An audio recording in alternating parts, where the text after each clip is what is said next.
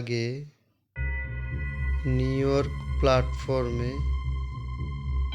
এক ভূত ছিল। সে সবসময় তার দলের সংখ্যা ভারী করত।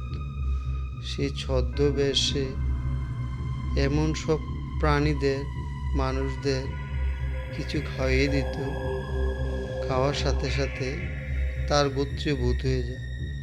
সে ছদ্মবেশে কিছু কলা রেখেছে, কলা। এমন টাইমে একটি ছাগল প্ল্যাটফর্মে আসে। সে কলাটা খায়, খাওয়ার সাথে সাথে সে ভূত হয়ে যায়। তার সংখ্যা 2 হয়ে যায়। কিছুক্ষণ পর যে ভূতটা হয়েছে তারে নিয়ে আগের ভূতটা চলে যায়। তার দলের একটা সংখ্যা বাড়ে। প্ল্যাটফর্মটা আবার খালি হয়ে যায়। আবার পেতে থাকে পরের দিন কিভাবে আবার আরেকজনকে ফাঁদে ফালিয়ে তাদের দলের সংখ্যা ভারী করতে পারে।